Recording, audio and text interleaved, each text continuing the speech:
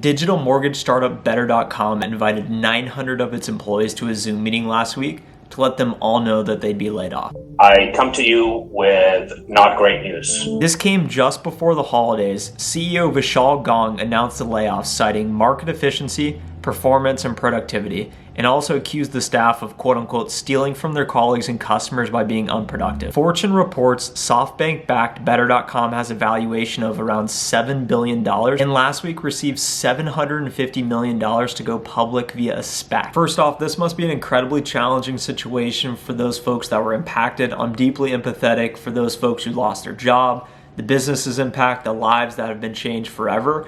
My identity is so wrapped up in my job that I could not imagine losing it, and especially right before the holidays. It's very, very challenging, which makes it a tough topic to talk about. The reason we're talking about this here today is because so many of us work in tech, and it's important to find our X factors so that we can become more valuable to ourselves in the marketplace as a whole. A lot of people were super outraged by how Better.com handled this situation, and the CEO in particular being incredibly non-human in his approach, saying, "It's tough for me to be here today to lay off so many of you guys."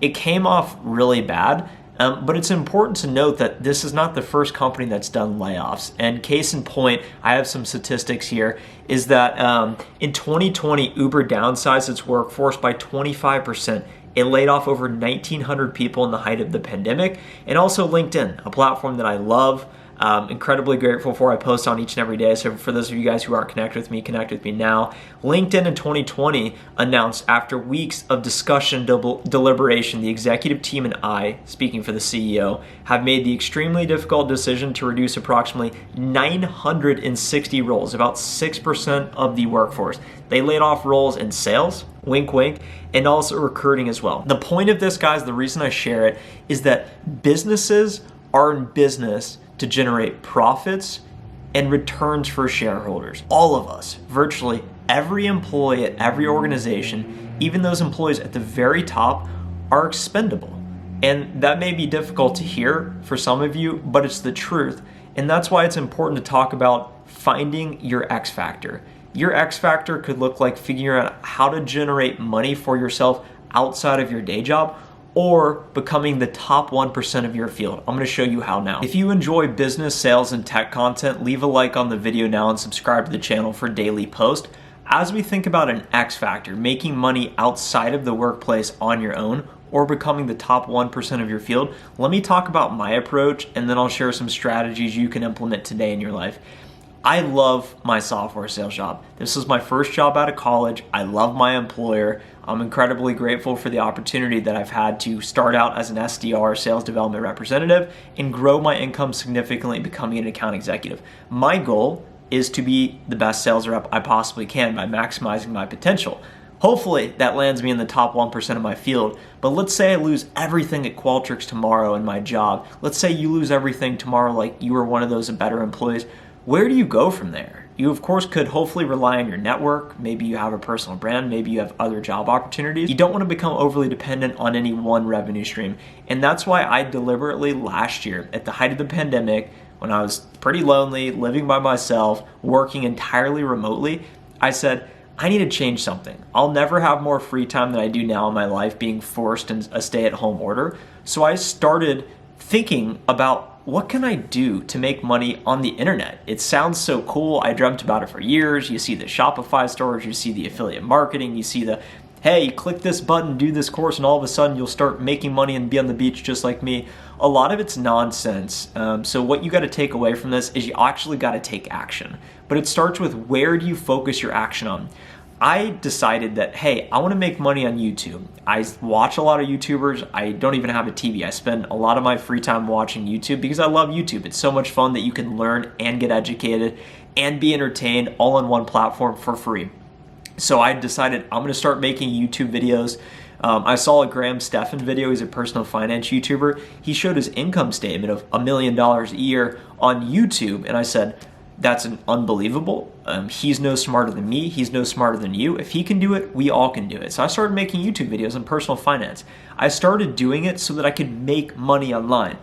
The problem with that was that it did not last very long because it wasn't authentic. It wasn't true to me. My why was so that I could make money. And it was not a good why. It's not sustainable. A couple months in, I was really having a tough time. I was getting absolutely no views on these videos. If you go back and look at my last few videos, I'm getting great engagement, which I thank you so much for coming back and sticking around. Hopefully I'm providing you value and something that keeps you coming back. That's my intention with this. But in the beginning, I wasn't getting any views. I was just trying to copy other people's videos and it wasn't working. A couple months in, I got feedback. I wasn't thinking about giving up, but I got feedback. Someone said, Trent, what do you care about? Why are you doing it? And I thought about it and I said, I care about sales. I love doing that.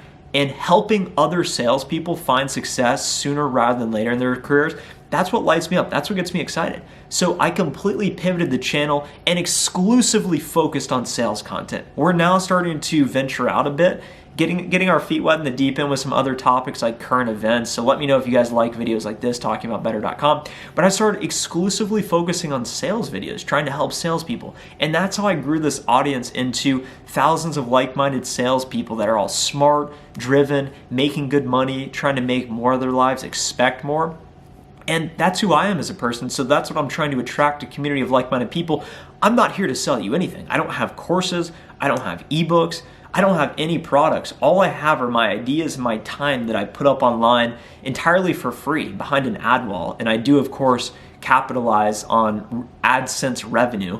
And I'm generating $800 a month from this YouTube channel talking about topics that I'm passionate about and helping people, which is something I would do entirely for free.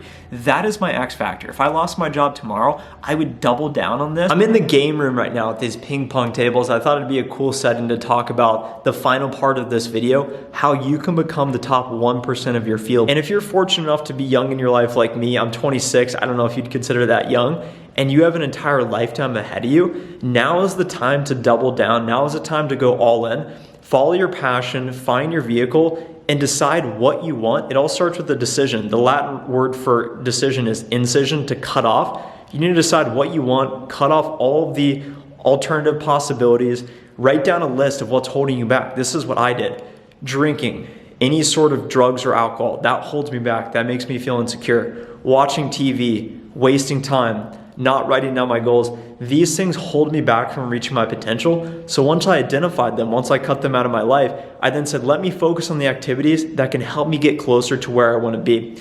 If you enjoyed this video today and got value out of it, leave a like now, comment down below what was your takeaway, how can I help you, subscribe to the channel for more videos like this, and of course connect with me on LinkedIn if you have any one-on-one questions that I can talk to you about. See you in the next video, bye.